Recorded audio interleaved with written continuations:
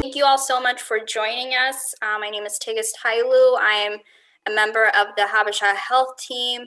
November is National Alzheimer's Disease Month and National Caregiver Month. So in honor of those living with dementia diagnosis and those caring for someone with this disease, we at Habesha Health dedicate this month to them. I live in Philadelphia. I'm a clinical research program manager at Children's Hospital of Philadelphia, or CHOP for short. Before CHOP, I worked for University of Pennsylvania's Penn Memory Center, which is an Alzheimer's disease center. It's one of the 30 memory centers in our country that's designated by the National Institute on Aging as an Alzheimer's disease center.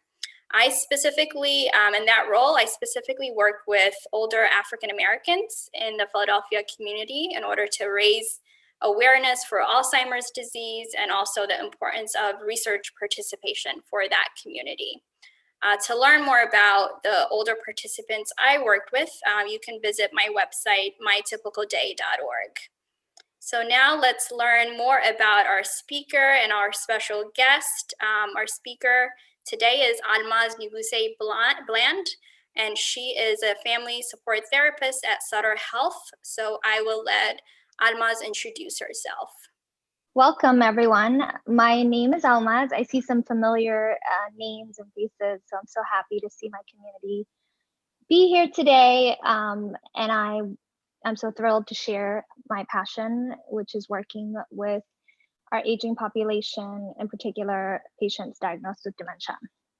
So before I do that, a little bit about myself. My name again is Almaz Nigusse Bland. I was born and raised in Eritrea, East Africa, as most of you here know. I moved to the United States during my early teen years, and I received my undergrad here at Sonoma State University in psychology, and my graduate program was at the University of Pennsylvania in clinical social work. I've been working in the clinical setting with different age populations, but for the last about 6 years, I've been working with patients diagnosed with dementia. But majority of my work is actually with caregivers, and I'll explain more why that is later, and care partners for those diagnosed with dementia. And I just made it my life mission to really be by their side throughout this really tough journey, to help them understand and how it feels to live with the challenges that are accompanying this disease and this condition. And I offer case management services. I have support group for spouses, particular wives of patients who are diagnosed with dementia. I provide counseling sessions for patients and families, and I work alongside of neurologists, neuropsychologists, social workers, medical assistants, and administrative leaders. But I think the next step is to introduce our special guest. So I'll let Tigist or Rediet. Thank you so much, Almaz. Next, our special guest is Rediet Wegayehu, and she'll introduce herself. Go ahead, Rediet. Thank you, Tigist. It's really an honor to participate in this discussion. I'm very excited to learn from Almaz and every one of you here. My name is Rediet Wegayehu. I was born and raised in Ethiopia. I finished my first degree in political science and international relations at Addis Ababa University, and then moved to Sweden 1 year later after I graduated in Addis Ababa University. I'm currently based in New York City. And by profession, not in the health sector, but I am a researcher and evaluator, and I work for a national gun violence prevention organization here in the US. Thank you so much, Rediet. We're so happy to have both you and Almaz join us for this important conversation.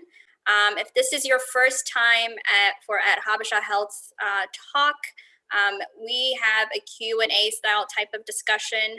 We'll ask a question both to Almaz and also to Rediet, and then we will address your question at the end of the live discussion. So please send us your questions as our speakers are answering their question, are saying are answering your questions. You can put that in the chat box. And also just a reminder, towards the end, during the Q&A, you'll also be able to unmute yourself so you can ask your question directly.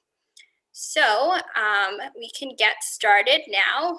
So the first question is directed to Almaz. Almaz, can you please explain to us the difference between dementia and Alzheimer's disease, as that's something that a lot of people use interchangeably in conversation? Can you please explain what the major difference is between dementia and Alzheimer's disease? I think I forgot to mention that I live here in the Bay Area and Oakland, San Francisco area, and I work at Center Health, as Tigist mentioned, and I am a founding member of Habesha Health, and that is important to know because this is our organization that we're so proud of. And in Alzheimer's disease, so I can tell you what the brain looks like. In Alzheimer's disease, there is this unusual protein that is in your brain that makes it difficult for your brain to send signals to help remember, for your brain to remember the different contents that you learn throughout the day, and it makes it difficult for people to function. And dementia is like, we use Habesha as a term for different people from different part of the East Africa. So dementia is like an umbrella word that really describes the different, Alzheimer's being the main, but the different parts of cognitive changes or memory changes that you maybe, or your family member or caregiver people may be experiencing. Takeaway is dementia accounts for many types of diseases, but Alzheimer's disease really accounts for, I think it's about 70% of the dementia. So that's a huge portion, which is why there's so much focus on Alzheimer's disease. So our next question for you, Almaz, is what's the difference between Alzheimer's disease and just typical age-related changes, especially as we get older? So Alzheimer's disease really impacts your functioning, your ability to make decisions, the person. So I'm gonna describe what signs of Alzheimer's are and what signs of typical aging are. So a person with Alzheimer's disease, you may witness that they're experiencing poor judgment. They may make decisions that are not making sense to you, where somebody who's just gradually aging with no Alzheimer's disease, without that protein that I talked about earlier, maybe making bad decisions once in a while. Person with Alzheimer's may have a hard time managing their finances or managing their medications if they're taking medications. A person who's normally aging without the protein is that they may be missing one medication a week, or they may be missing to pay their bill once in a while, whereas someone with Alzheimer's is completely forgetting, is unable to function independently on their own. They may lose track of, for example, we recently had election, a person with Alzheimer's may completely forget what season we're in, or that the fact that this election just happened or other kind of current events are happening, whereas someone with normal aging would forget what day it is, but they may remember it later.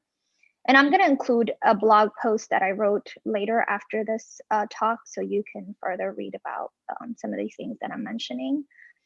And a person, again, with Alzheimer's may have difficulties with conversation. So what we're doing right now, the back and forth, that's quite challenging for somebody with Alzheimer's. They function better in a group setting where they're kind of like not seen as much, because group setting, you're talking to people, you're talking as a circle of people, and they may get their symptoms or their difficulties may be missed easily, and they're not. So it's good to pay attention and have one-on-one if you want to kind of understand whether or not your family member is having these kinds of difficulties. But a person with normal aging may sometimes forget a word in the middle of a discussion. They may forget what word to use, whereas someone in dementia can't even sustain a conversation with you. Again, lastly, a person with Alzheimer's, dementia Alzheimer's may be misplacing things or is unable to trace their steps. They may get lost, they may wander off, whereas someone with, with normal aging may just be losing things.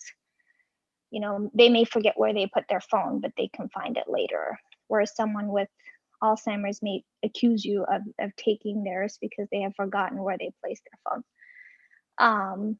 So that's how I would answer the difference between the two. Great, thank you so much. I think Yeah. a major takeaway from that is memory loss is not normal part of aging, especially if you notice significant changes in your loved ones, that you definitely should contact a doctor and make sure that you're having this conversation with their doctor. So thank you so much for explaining that to us, Almaz. So one thing that I think people are concerned about is what are the risk factors for these type of dementias? So what should people look out for as a risk factor for dementia? That's a great question, Tigist. Some modifiable risk factors that have been studied by researchers are diabetes is one of the risk factors, midlife kind of hypertension, high blood pressure, midlife obesity, people who are not physically active, who spend a lot of time sitting and not moving around, who maybe are not socially engaged are at a higher risk. People who have untreated depression are at a higher risk, and people who smoke, and also people with low educational attainment. And so we see throughout research that people who have higher level of education have this reserved memory in their brain, meaning their brain is able to restore some information that they can kind of they have in their pocket that they can use later. And so people who have who have lower educational attainment are at a risk factor, have a risk factor. And lastly, people who have, and there's many other risk factors, these are just some I'm explaining. Sleep is very important. If you have untreated sleep apnea or sleep that is just, if let's say like you have sleep issues, it doesn't matter how old you are, you should really take care of your sleep. That's sleep is a huge big factor of many things, but definitely dementia. Yeah, go ahead. Great, thank you so much. And I think one major risk factor is it's age. I think as you get older, that your risk of getting any type of dementia, especially Alzheimer's disease, increases. So keeping in mind age and genetics, and also keeping in mind your family history, which Almaz will touch on later. But now I want to get into our next question, which is why are Black people, specifically in our country, at a higher risk for Alzheimer's disease or any other dementia? So can you talk a little bit more about that and maybe how that also impacts our Habesha community? Absolutely, I can. So research has shown that Black people are twice as likely to have Alzheimer's. Obviously, I don't have to explain this, but we fall under the Black people, Habesha people fall under the Black people category because there's not a research that's specifically assessing or studying Eritrean Ethiopian populations. And so yes, we are under the Black people folk data. And so I'm going to talk about that as an umbrella. So Black people, again, are twice as likely to have Alzheimer's as any other older white people. Research partly relates these discrepancies related to the more prevalent Black community issues in our community that are that we always talk about, health disparities, is that we are at a higher rate of diabetes, hypertension, high cholesterol, heart disease, diabetes again. We can't say that enough. And cardiovascular complications are all very common in our community. And all of these are health problems and risk factors, as I mentioned earlier, for Alzheimer's disease. And lastly, I think that a big part of it, or two things, is that stigma is a big association with receiving Where I work now, it's a dementia specialty clinic within Sutter Health, but we don't see a lot of Black people. For whatever reason, we're still trying to figure it out. We're actually made it our mission now to study why this is happening. But I do believe that stigma is a big association with receiving care in our communities.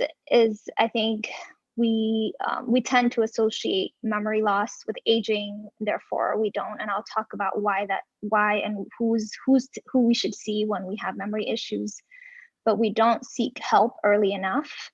And we also don't participate as much in clinical trials and studies, which these studies help kind of produce earlier diagnosis and data to support our Black people. And so it's really important that we participate whenever the opportunity presents itself in clinical studies, because representation in all aspects of life, but especially in healthcare, matters. I couldn't agree with you more. I think working, especially in the Philadelphia community, working with African Americans in Philadelphia, learning about their increase in for this type of disease, it's so important, especially for research participation. As we know, African Americans in this country have been negatively affected when it comes to clinical participation. So, which is why they don't participate in research as much, especially given the long history that our country has. So, especially for that community and also for our community, participating in research is so critical, because if we're not participating in research, they're not understanding how it's specifically affecting any community. Whether it's African American, whether it's our Habesha community. So it's important that you educate yourself when it comes to research participation, because as Almaz said, representation matters in all clinical aspects. So Almaz, you kind of touched on this already, but I want to, if you can talk a little bit more about how family members can talk about dementia, considering that cultural stigma that comes with it. Oh, that's such a great question. More than the cultural stigmas, even I think it's a question. We're tracking the questions, by the way. Thank you for asking questions. I think the stigma is there, and I think we have to debunk. That's why Habesha Health exists, is that we go against these stigmas to educate and empower our communities with what we learned and what we know, and inviting experts in this area. So that's how we can, I think, debunk stigmas.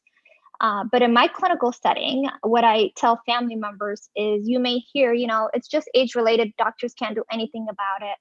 I'm just gonna take care of my family member, and that's dangerous. And you have to treat dementia in the same way that you treat if you had cancer or something like that is severe. You have to treat it like that, because if it goes unattended, the progression or the speed that the disease takes is very fast. And so it is very important that we follow a specialist. As Tigist mentioned, there are centers around the country that specialize in this disease that are great. It's a great place. Even if you have a neurologist that you like, it's good to go to a center that can give you a consistent assessment diagnosis, and a plan for treatment. And especially if you can find a center that has a social worker, and not trying to be biased, but I think social workers is who you need the most when you are dealing with Alzheimer's, because the doctors, assess, make recommendations for medications and things like that. But it is important to have a social worker for you as a family member, because it's, again, harder on you than it is on the person. And so you need somebody to help you navigate, and I'll speak more on that later, but to navigate the complexities of this disease, the healthcare system, and just kind of find a specialist. I can't stress enough to find a specialist. They may not have a diagnosis at this moment, or they may not have a cure at this moment. But what they found is that they found a way to slow down the disease, right? The disease, like I always tell my patients, imagine this is a car, and if a car is like going at a certain, speed limit, if you don't change the oil, if you don't, do what the car needs as it ages, right? The car can crash fast. Whereas if you change the oil on time and if you're just sustaining the car's well-being, it may take time to slow down. And so the same thing goes with our brain. You really have to take care of the brain, and we'll speak more on exactly what you need to do to take care of the brain so it doesn't crash fast. Again, specialists make recommendations to slow down the progression that are customized to you as an individual and not just in a group. Go ahead, Tigist. I hope I answered your question. You did. Thank you so much. That was a great explanation. I think now it's important to learn more about how someone has been impacted by dementia. So I'm going to ask Rediet to share her experience on how her family was impacted. So Rediet, whenever you're ready. Thank you. That was really helpful, Almaz. So I think in my family, so I think it started around 2011 when my grandmother fell down while she was going to church. And at the time, most of my family members didn't think much of it.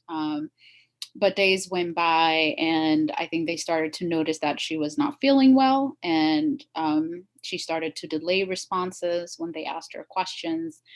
And I think she finally told them that this was not the first time she fell down.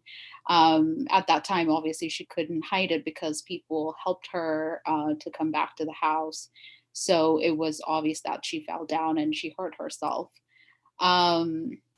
But later on, I think they found out that she struggled to maintain her balance when she was traveling and even when she was doing simple chores in the kitchen. And I think she didn't want to give up to the idea that she's not feeling well. So I think they took her to hospital. I think it's important to know that this is in Ethiopia, in Addis. My family lived in Addis. At the time, I was in Sweden. But most of the things that I heard at the time, it took a long time, really. And I think the diagnosis itself was not straightforward as one would imagine. Maybe things have gotten better now, 10 years later. It took a lot of rounds of hospital visits, and also just getting her second or third opinion was also very important.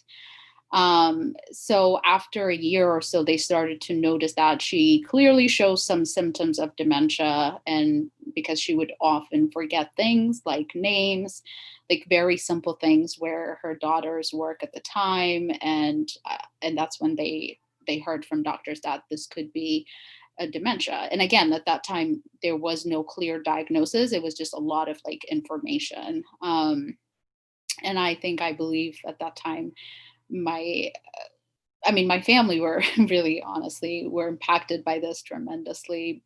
But I sit here today from a privileged position because at the time, like I said, I was in Sweden. I was not involved and hands-on on the situation. So I was out of loop actually at times because they didn't want me to worry. And I was already homesick. It was like my first year going to my second year in Sweden, outside of my comfort zone. So they kind of shielded me from understanding her situation at the time.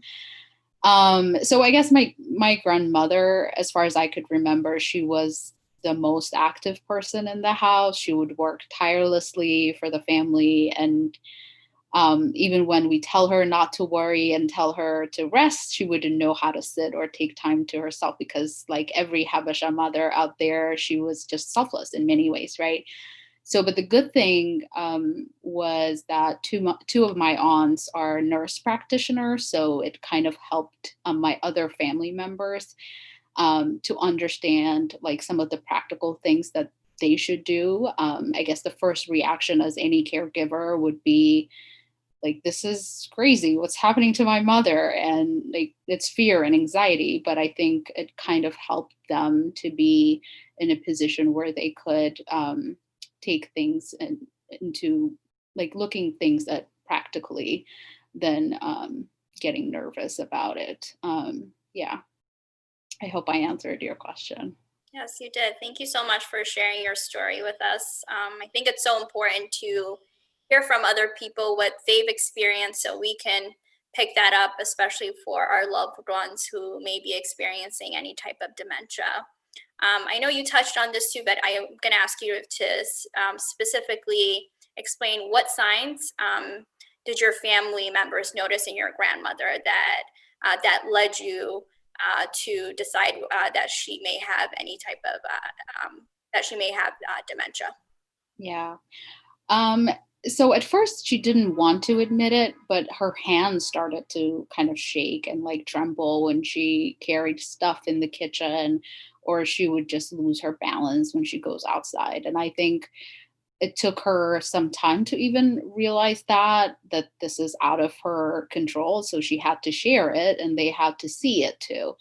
And I think it was hard to watch for them as well, right? And then slowly she started losing patience. Like just in normal conversation, she would flip suddenly and get so agitated, and a little bit aggressive too, which was not her personality at all. Sometimes she would speak to herself and she would like shut off, or be sad and just disengage from conversations, even when they talk to her like about things that she would normally be excited about. And I think all of these things obviously were new for them. And, here they are looking at their mother, my grandmother, behaving in a very strange way and at times incapable of, I think, taking care of herself, right? Resisting help at the same time, or support from her children, just to do basic things. So it was hard for them to understand what was going on. And at that time, she was 69, going 70 years old. And, as long as people are healthy back home, like it's not a bad age for her to be showing these type of symptoms. So I think the first reaction they all had was she's getting old. And so they think it's very natural, and they thought they should give her space, especially when she starts talking to herself.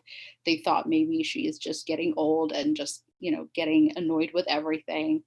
And I think a few months went by and they decided to take her to hospital to see a doctor that was recommended by a family friend. So I think at that time, particularly, it was a turning point for them because Tia, my grandmother, got so nervous in the hospital and started even screaming at her children, at the doctor, thinking that they took her to the worst place, of like, it was as if like it was a nightmare for her. And I think that was kind of a clear sign of anxiety, but it was more than that, right? They could see that this is not just an old age issue anymore. It's not just that she's getting old. I think they decided to just really do more diagnosis and just show her to different doctors, so that they could understand it. I think in some ways it was a turning point. Until that moment, though, they thought this is just, old age problem, which is, I think, Almaz also just talked a little bit about this, but it's important to note that I think it took many years to even get her checked, with neurologists at the Black Lion Hospital. And that's when they were told that it was dementia. But it took around like 4 or 5 years really for them to understand and observe the symptoms and see the deterioration of her situation, of her status in general. I think sometimes they used to take her for a walk, and she wouldn't sit for too long, or she, like, her body would function differently and she wouldn't want to like keep walking even though she would want it to. And I think slowly she even stopped speaking and her body stopped responding in many ways. And I think around the time when she stopped talking altogether, her hearing loss also like was an issue. And they took her to a hospital again, but the only recommendation they had was she should start wearing a hearing aid. um, Obviously she didn't really like the idea. She resisted the idea, just, dependent on a hearing aid to communicate. But clearly there was a barrier of communication. And even though it took a while, like from one neurologist to another specialist, um, they even tried looking into spiritual solutions like holy water, prayers, and all of that, like many Habesha family who are religious. That was another thing that they even tried. But I think at the end, it was clear like this needs a medical intervention, but they were told that this is not an issue that has a specific medicine. It was just a matter of time. So it was kind of a hard reality to swallow, but those were symptoms that they had to experience with her as they see her situation deteriorating from time to time. Thank you. Thank you so much for sharing that. It's so hard to see someone you love so much, someone you've known for so long, who's been part of your life, when their memories like slowly just deteriorating. I think that's the hardest part about Alzheimer's disease or any other type of dementia, where that person that you know is slowly disappearing. So it's really hard, and I think I'm so happy that your family really paid attention to these signs and not necessarily just disregarded it as just normal part of aging, which I feel like a lot of families in our community do when it comes to memory loss. So now I'm gonna take it to Almaz, and I'm gonna ask Almaz, if someone has any concerns about memory loss, what do they do? What kind of doctor do they seek out? So if you can explain a little bit more of that, so our community knows who to reach out to when they notice any type of memory loss for themselves or for anyone in their family or in their community.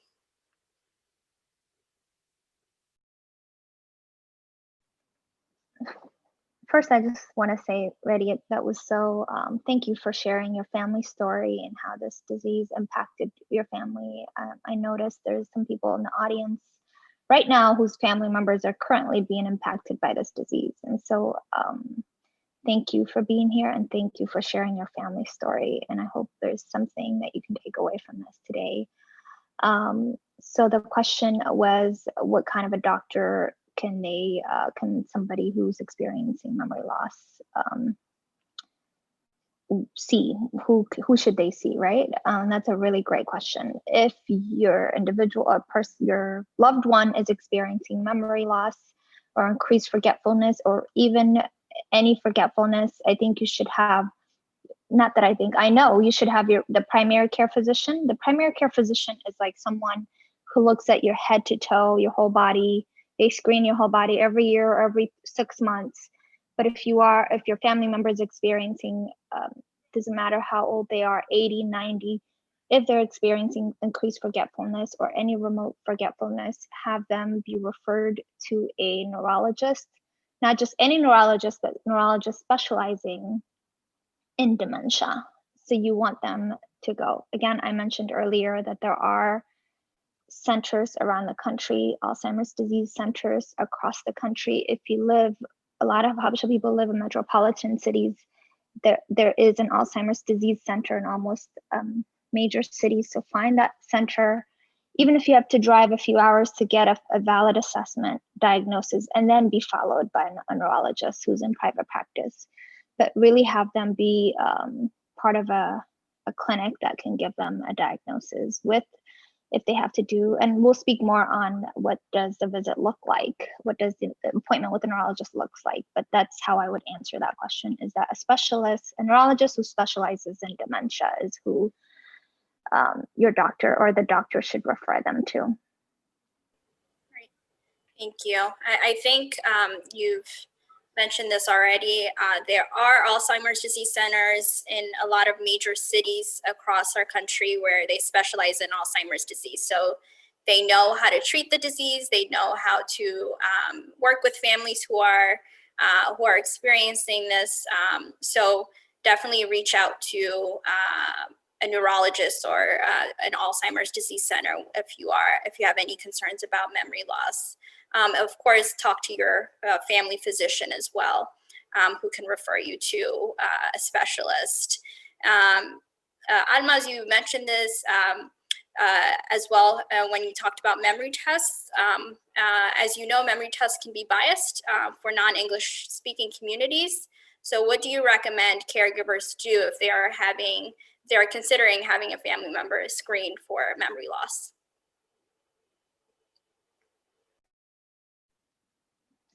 Great question. So things to consider are that make sure your loved one is set up with an appropriate medical translator. So I know that as a daughter of an immigrant parent who does not speak English, I always tend to want to translate for them. But I'm not even though I'm in healthcare and I speak Tigrinya fluently, but it is important for me to make sure that during assessment and diagnosis period, my family members, my parents have a proper translator who's a medical translator. It's very important to keep in mind that these translators, they could be your neighbor, but by legal and ethical obligation, they cannot share your information with anyone, not even their spouse. You know, maybe that's extreme, but just they cannot share your information about you outside of that room. And so always seek for a medical translator, because that way everything is valid and that there's no confusion or emotion involved. And so if available, ask for visit recommendations. And so during the visit, you may again be too emotional to be in the moment fully. So you want to ask the doctor, can you give me a summary of today's visit and your recommendations in writing? And that can, help you later. It can come in handy as a receipt for you. And, but it is wonderful to just be able to revisit in your own time, in your own setting. And another thing to keep in mind is family history helps the medical providers to help assess, diagnose, and treat. And so it helps if you can kind of do investigation about who in my family, my grandma, grandpa had memory issues. Anything that family members can help provide is helpful. It helps to have a reliable kind of consistent story. But if you don't remember, that's okay. It doesn't mean you shouldn't go to the doctor if you don't have family history. What I would want you to do is just pay attention to the current changes, take notes of what you're noticing your loved one is experiencing, because as we always tell our patients, history is a great indicator of future. So what you saw in the last month, how fast the person changed, how much they're forgetting, that can probably tell us what next month looks like. And so stay in the moment, pay attention to the changes, and report that to the doctor. And you can email things in advance to the doctor, and just coordination of care for your loved one, so you don't forget in the moment. That's how, yeah, go ahead. Great, thank you so much. I think the importance of that is just being an advocate, not only for yourself, but also for your family members who are experiencing memory loss, especially when dealing with doctors who are treating your loved one. So we're going to switch gears a bit. Now we're going to talk more about what people can do, especially people who are in their 30s, 40s, 50s, to keep their brain healthy. How can we delay cognitive decline? So I'm going to ask Almaz to talk a little bit about that.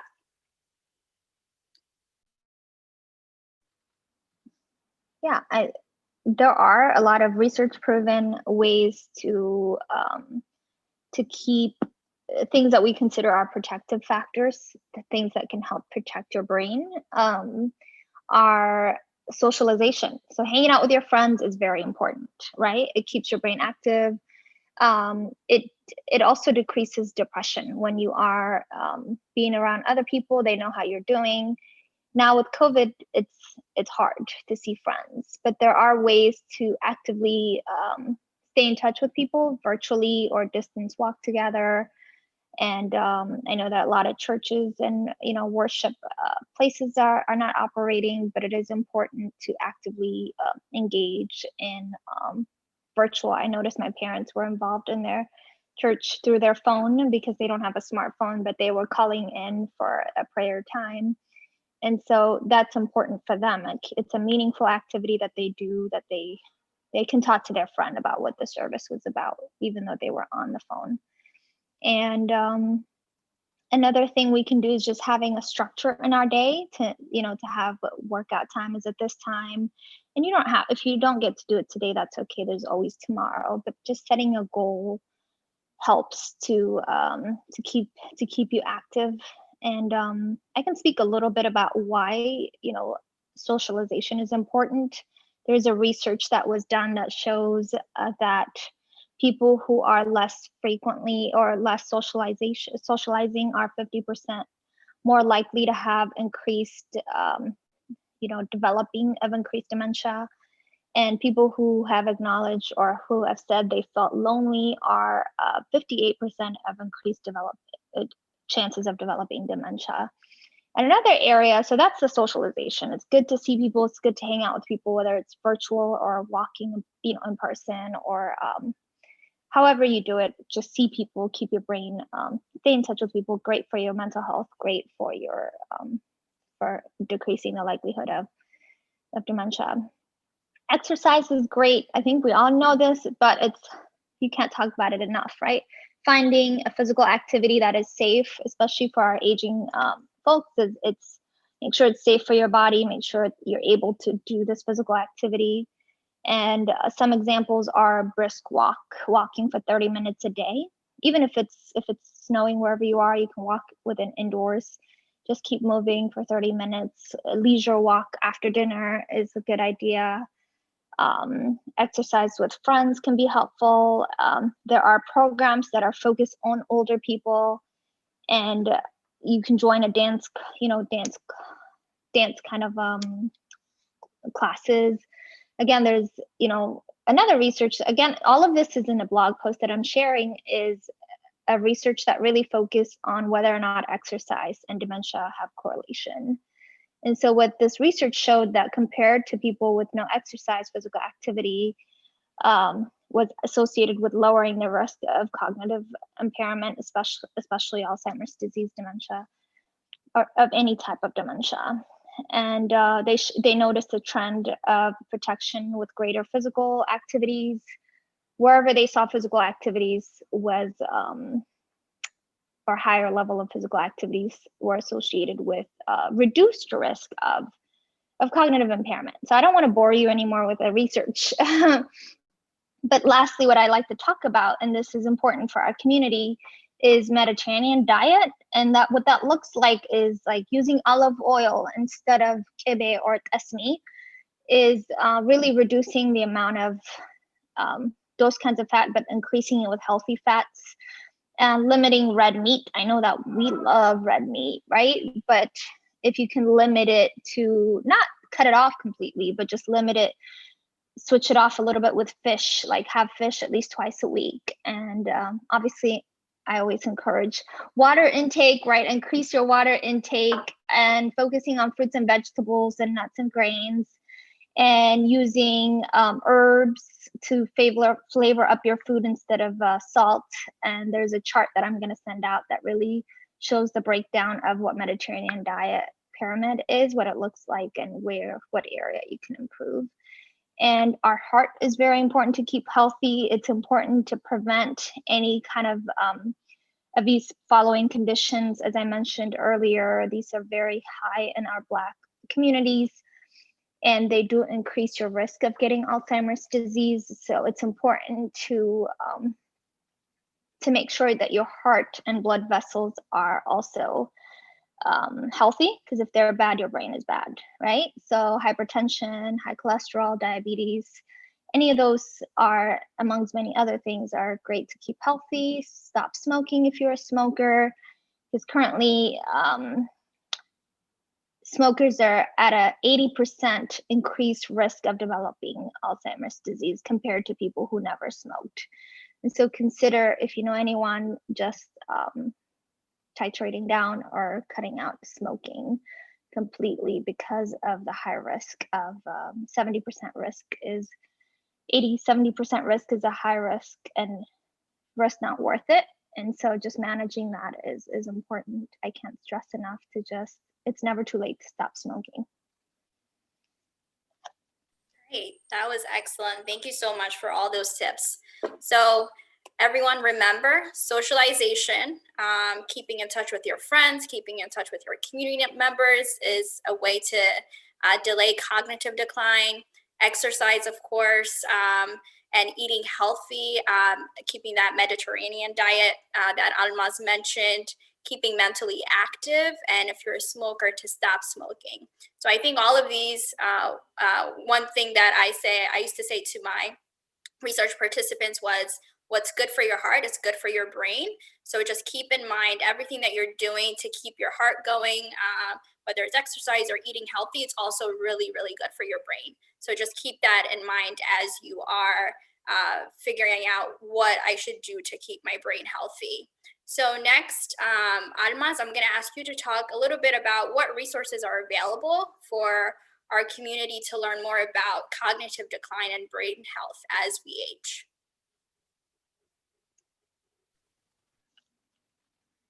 That's a really good question. An organization that I refer my patients to often is the Alzheimer's Association. I think it's a one-stop shop for a lot of things related to learning, learning the disease, because it can be tricky and the progression is not predictable. And so it's a great place where people can have support groups, courses. They have a class called Savvy Caregiver. It's a 6-week class where you can, it's like they teach you all that you need to know and interventions. And at the very least, you walk out of these groups or classes feeling like you're not alone, right?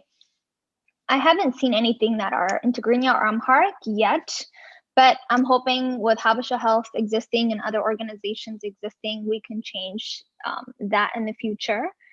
And so that's Alzheimer's Association is great. And just generally understanding what resources are available, and Alzheimer's Association can do this. They're not paying me to say any of these, but just understanding of financial resources that are available. I've seen caregivers get respite grant through Alzheimer's Association or other places where they can use that money to kind of take a break from caring for the person. You find out clinics and centers that have access to case managers and social workers, because again, it's harder on you than it is on the person, and you need the help of managing the complexities of the healthcare and the disease. And so find a place that has a social worker. It's important to complete advanced healthcare directive. Even for us, you know, in our 30s and 40s and 50s, advanced healthcare directive is a legal document where you state who you want to make a decision for you in an event that you're not able to. So someone you trust who can make healthcare decisions when you're not able to. Those are the resources that I would generally recommend. Great, thank you, Almaz. And all of these resources that Almaz mentioned will be on the blog post. So we'll share that with you next week. So next, I'm gonna ask Rediet. Rediet, what advice do you have for caregivers and family impacted by dementia? As a Habesha community, how do you think we can bring more awareness to this? Thank you. So I think the first thing in terms of advice for caregivers is to really understand for the caregiver, especially, they will notice change in communication, right? So the patient may be aggressive. That was the case for my grandmother. May stop talking to them and may not be their usual self. So the key is to really treat them and to listen to them, to be really, really, really patient with them. I know it's easier said than done, obviously, but I think most times when words fail them, they may react with a smile, with their eyes. That was the case for my grandmother. A lot of times, I think they mentioned she would try to communicate with them with a smile if she liked something, but she would really show a facial reaction that she was not happy or is annoyed with something if she cannot really explain it to them. So she would have a hard time finding words. So I think it's very important to understand that communication is very hard for them, and they might even use hand gestures sometimes. But for all of this, I think it requires a full-time observation. And if possible, It's better to have people around you if you're the only caregiver. And I think this is the hard part, especially in the diaspora community. You may not have people around you. The immediate reaction as a caregiver, you would become more frustrated if they start not talking to you, and it's very hard to find a different way to say the same thing. But I think using fewer words as opposed to really talking to them for a long time might help, and using technique to attract their attention by smiling and making eye contact, and even using touch. I think a touch is also a very important language, I think. So just letting them know that you're there for them, right? I think Alma's already mentioned about the routine that helped my grandmother in some ways. I think outdoors activity was very healing for her, especially when other family members would visit her. Like, it wouldn't overwhelm her at times, because it was good opportunity to just be around people, and I think she enjoyed that. I think the most important thing, another thing in addition to communication, is to really prepare for the road ahead, right? Like I said earlier, it took 4 years or 5 years to really understand the situation with my grandmother. Obviously, everybody's journey is different, but I think the more you learn that your loved one's disease is not going to go away, right? And it will progress over the years, but the more you understand and prepare for the future challenge, I think you'll be better prepared, and you can not easily, but at least see things as they come. And most importantly, I think for you as a caregiver, you have to have your own personal and development plan. And I think talking to someone or planning for your own care, joining a support care group, if there are opportunities, use it. I wish my family members in Ethiopia, in Addis, right, had this opportunity, but they did not at the time, and they did not get enough support. So I hope, like, when you, as a someone who is hearing me, I know that there are comments, and I can see that some people are in this position right now. I hope that you're taking time for yourself, because you can't provide from an empty cup. So I think making sure that you have time for yourself is also very important.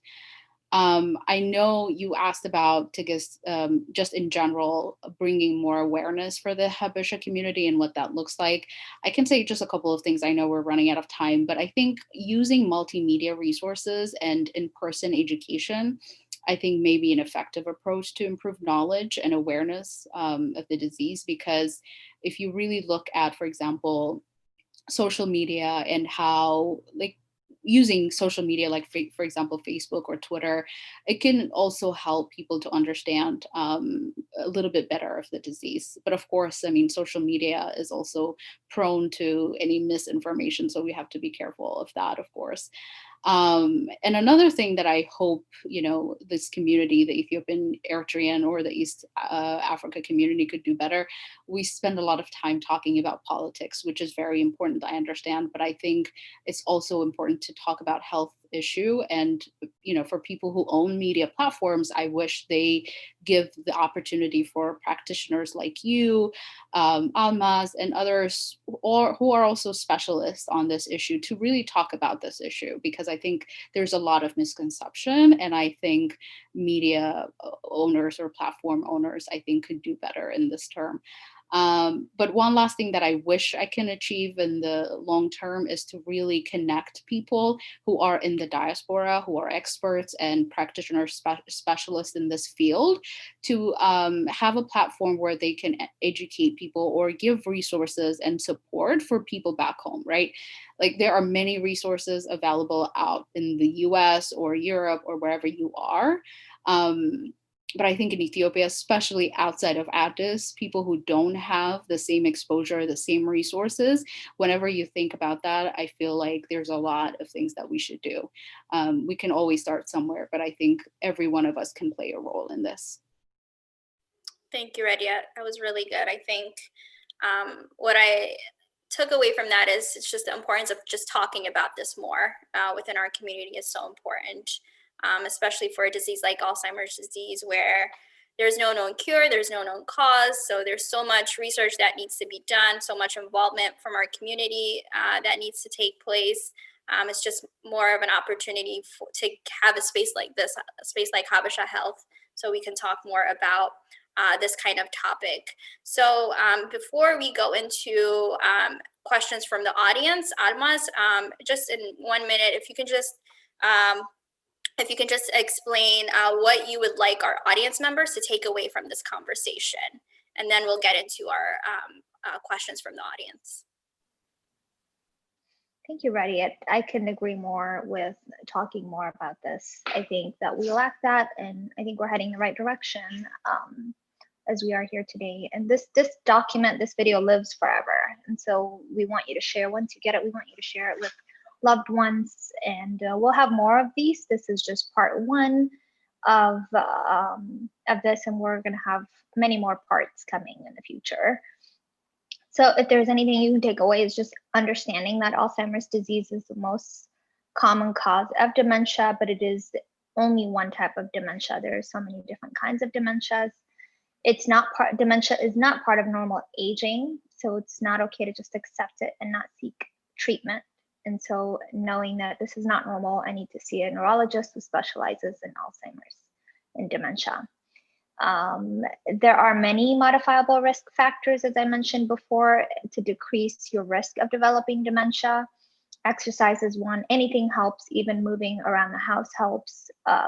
Eating a balanced diet that I talked about earlier. Healthy heart is healthy brain. Sleep, if you have sleep issues, make sure you see a specialist to treat the issues. Stay socially engaged, socially and intellectually engaged as much as you can. If you're concerned, get screened, because early detection matters. Great. Thank you so much, Almaz, and thank you so much, Rediet. So now we'll go into our questions from the audience. So our first question that we received in the chat box is, as mentioned, since existing studies are not specific to East African populations, do you think study of this specific population is needed to have better understanding of how this disease impacts us? Almaz or Rediet, whoever wants to answer this question. If resources are available, research is very costly, and if they are available, it's always great to break down, have subcategories, subpopulations studied that are specific, because culture does impact individuals on a greater level. And so I do think that it's important to have an understanding with these cultures in mind. But for now, because we don't have that yet, we should not ignore our symptoms and our presenting issues, and still seek help with the existing studies that are available. And just one last thing that I could add to that, and I think it's very important to know that there are many practitioners and experts in this field. Maybe not many. I haven't done the research, and I wish we have a roster or a list of people who, like you, Tigist, Almaz, and others, who are very passionate about this, but also who can provide more information, whether it's resource or their expertise. If we have even a list of that, then maybe in the future, I think it might even be possible to ask for funding and so on to do some sort of East Africa-based research. And maybe this is just a researcher of me. I'm hopeful that if we get together and, find a way to have a plan, I think this might be a possible scenario for the future. Great, thank you so much. So our next question is, what do you suggest for a patient who refuses treatment or medication? We see that a lot, is that, as Rediet mentioned with her grandmother, behavior is a big part of the change that we notice with our patients. So as I also mentioned earlier, it's important to remember that a person with dementia is not going to be a great participant in their care because they don't have an insight of, or understanding. Insight is really just knowing that they have memory issue. They may get more paranoid. And so it is important to jump and participate on their behalf. And even if you have to tell the story differently and say this is vitamin, or you can strategize with your doctor on how to present this to the person. But it is very common for them to refuse medications, refuse treatment, because they don't know, they don't have the understanding of the changes there. But their older self would have participated. The older self with great memory would have said, at least let me go get assessed, right? And let me participate in my care.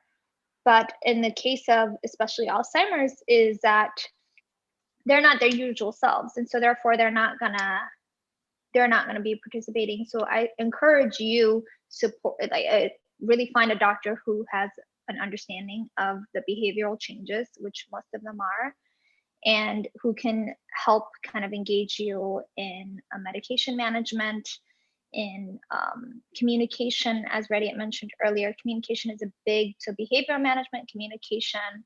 And even if in some cases, if you have to break the medicine and put it in ice cream or in a smoothie or in a drink, however way you can manage the medication, especially if it's a medication they need, if it's medication to help manage different parts, maybe not Alzheimer's, but different medications that's life-saving.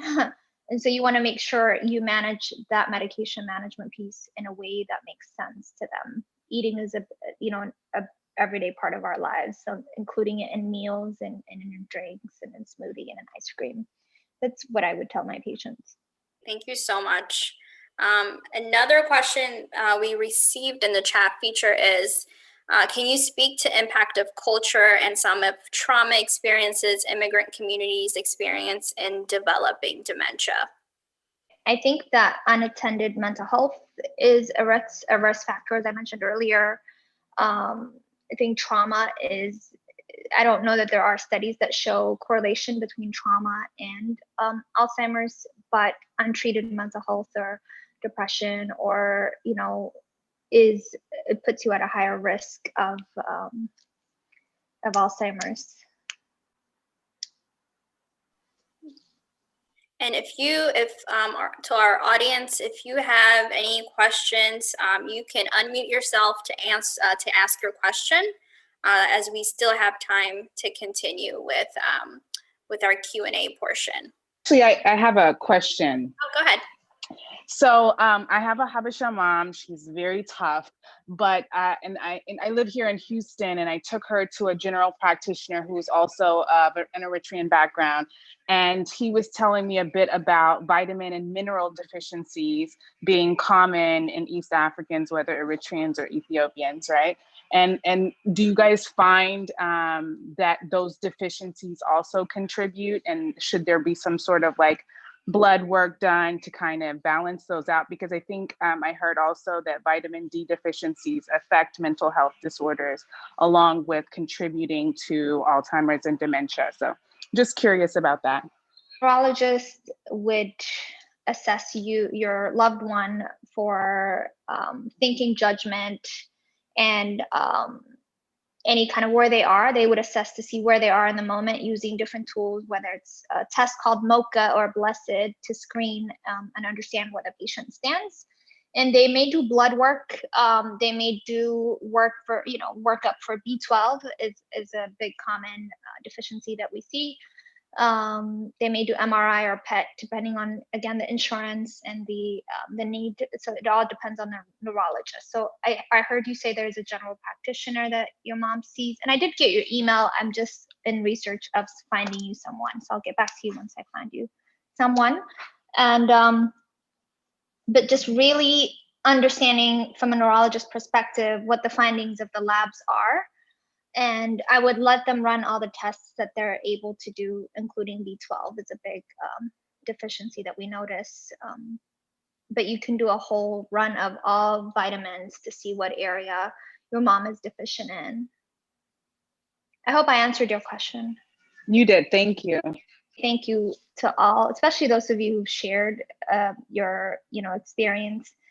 This is a big step. The fact that you're here and the fact that you're sharing your family member's experience you're touching someone out there in the world who needs to hear it. And that is bigger than a lot of things, is having this understanding that it happens to someone else too.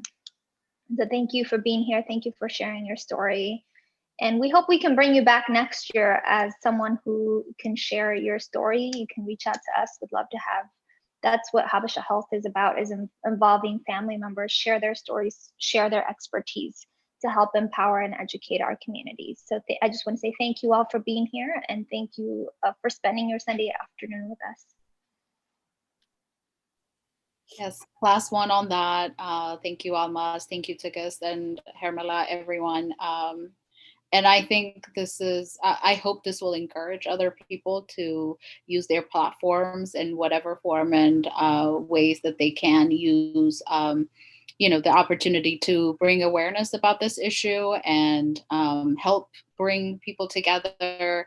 If you or know anyone who is an expert or practitioner or specialist in this field, I would love to hear from you, because I'm based in New York, but I would love to bring people together and make sure that there is a connection or relationship with at least St. Paul in Ethiopia, for example, and because I'm sure there are many people who could take advantage of your resources, your knowledge. I would love to see that happen in the future. And if you have any questions, let me know. I can just put my email in the chat. Rediet, my first name, Rediet, consulting, one word, @gmail.com. So if you send me an email, I'll make sure I respond at least within 48 hours. Thank you. Great. Thank you so much, Rediet. Thank you, Almaz, for sharing. Rediet, for sharing your story. Almaz, for sharing what you do at your center, treating people with dementia. We really appreciate your time. We appreciate our audience for taking this afternoon to spend some time with us to talk about this important topic. So thank you to our speakers, and thank you to our audience for your continued support of Habesha Health. So thank you all so much, and enjoy the rest of your afternoon.